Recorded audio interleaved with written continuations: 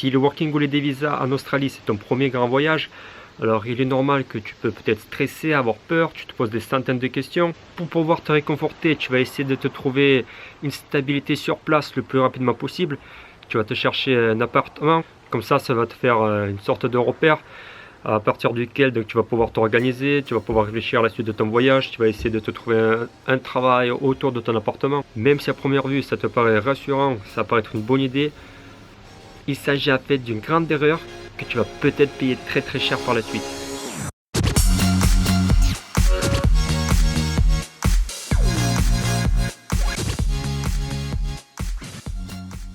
Le Working Holiday en Australie, donc c'est une aventure plutôt imprévisible avec beaucoup de changements inattendus. Donc à moins que tu aies déjà trouvé un travail en Australie depuis la France, je sais pas, peut-être sur internet ou peut-être que tu vas travailler pour la même boîte que tu travailles en France mais dans une succursale australienne par exemple. Dans quel cas là tu peux vraiment chercher un appartement dès ton arrivée.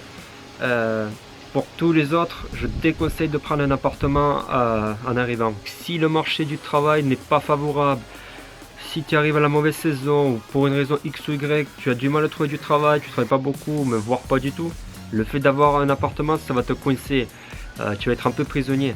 Parce que oui, quand tu signes donc le contrat de location, enfin le bail, je sais pas comment on appelle ça, ils te disent souvent qu'il faut que tu restes minimum 3 mois. Et quand tu restes 3 mois sans travailler, ou en travaillant un peu dans une ville comme Sydney ou Melbourne, où le coût de la vie est vraiment cher, ça va te coûter très très cher, tu vas te ruiner complet. Après, si ton proprio c'est pas un salaud, il est plutôt cool et compréhensif, tu peux t'arranger. Par exemple, si tu veux partir au bout d'un mois, en fait il suffira juste que tu te trouves un remplaçant. Donc voilà, il faut que quand quelqu'un sort de l'appartement, il faut quelqu'un qui rentre, pas qu'il y ait de vide en fait. Sinon le proprio il perd de l'argent, il est pas content. Ou alors tu peux carrément te barrer sans prévenir. Une fois que tu as fini de payer ton premier loyer, mais déjà d'une, le proprio il va garder ta caution. Donc si tu as payé 1000 $ de caution, dans les fesses. Et après attention aussi, n'oublie pas que tu vas signer un contrat. Et souvent dans le contrat c'est marqué il faut que tu restes minimum 3 mois. Même si tu pars avant, il faudra que tu payes la totalité des 3 mois. Vu que tu as signé ce contrat là, et si jamais tu te casses et que tu n'as pas payé la totalité des 3 mois, le proprio il peut te poursuivre en justice. Donc je pense pas que tu es venu en Australie pour ce genre de galère. Donc voilà, ne t'embarque pas là-dedans. Donc voilà, maintenant moi je vais te raconter un peu comment moi j'avais géré mon arrivée en Australie. Donc j'étais resté pendant 10 jours dans une auberge de jeunesse et ensuite donc j'ai trouvé une chambre dans une colocation. Donc pareil, comme je te disais tout à l'heure, j'ai signé un contrat de 3 mois. Je pensais trouver du travail rapidement et tout, j'étais plutôt optimiste. Et voilà, et comme j'avais dit dans une vidéo précédente, je parlais pas bien anglais, c'était pas suffisant. C'était le mois de décembre. Du coup, il y avait beaucoup trop de concurrence. Donc le peu de travail que je trouvais, en plus ils me gardaient pas parce que je parlais pas anglais. En fait, je me suis vite retrouvé sans argent, je pouvais même pas payer le loyer, il fallait que j'appelle ma mère à la fin du mois pour qu'il m'envoie de l'argent depuis la France. Et mon proprio c'est un avocat, du coup j'ai pas voulu essayer le coup de partir sans payer. Plus il était un peu accro à l'argent, il comptait les moindres centimes, donc je préférais ne pas prendre le risque. Je pense qu'il m'aurait emmerdé pour le moindre dollar. Du coup voilà, je me suis retrouvé coincé à Sydney en plein été pendant une grosse saison où les prix sont au maximum et j'avais pas d'argent. C'est pas du tout la façon idéale pour commencer un voyage. Donc voilà, j'étais un peu tombé dans un cercle vicieux, j'avais pas d'argent, après du coup j'avais perdu la motivation, j'avais le début du voyage complètement gâché. Donc ensuite, même au bout des 3 mois, quand j'ai réussi à quitter cet appartement, je n'ai pas pu quitter Sydney parce que j'avais pas assez d'argent. En fait, j'avais juste à chaque fois, à la fin du mois, j'avais juste assez d'argent pour continuer à survivre un peu. Mais j'avais pas assez d'argent pour partir. Donc voilà, même quand j'avais quitté l'appartement, le cercle vicieux, il continuait. Donc voilà, cette erreur à la con, il m'a coûté 5 mois de voyage, complètement gâché.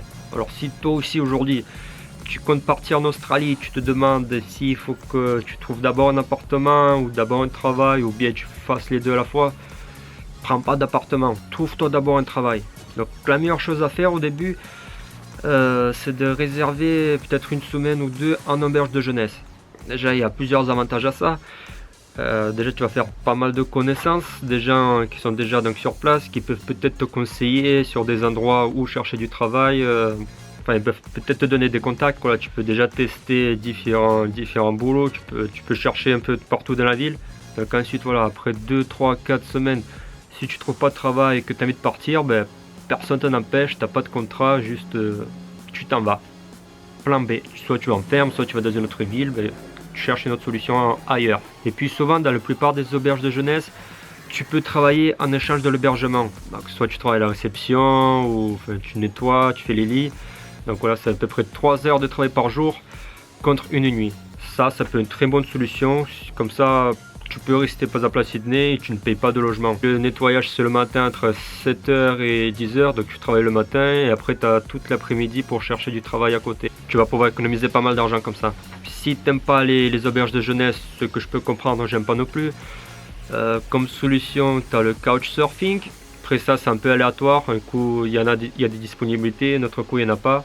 Après, tu peux sous-louer un appartement. Ça, c'est intéressant. Par exemple, quand il y a quelqu'un qui a une chambre, il part en vacances pendant 2-3 semaines, il y a possibilité pour toi de lui sous-louer sa chambre. Donc pendant qu'il n'est pas là, tu le remplaces. Voilà, par exemple, tu prends une chambre pendant 3 semaines. Si tu arrives à trouver du travail, quand le mec il revient, ben, tu te trouves un autre appartement à toi. Ou si jamais tu n'as rien trouvé, ben, au bout des 3 semaines, quand le mec il revient, ben, si tu es à Sydney, ben, tu t'en vas, tu vas dans une autre ville ou tu vas en ferme.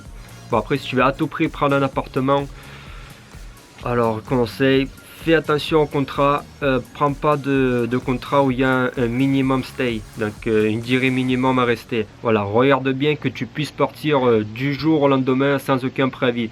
Bon, ce genre de contrat c'est plutôt rare, mais si tu cherches bien, je pense que tu peux en trouver. Voilà, j'espère que j'ai pu t'aider. Surtout abonne-toi, je vais sortir d'autres vidéos en rapport avec le Working Holiday pour que tu puisses au mieux réussir ton année en Australie. See you later.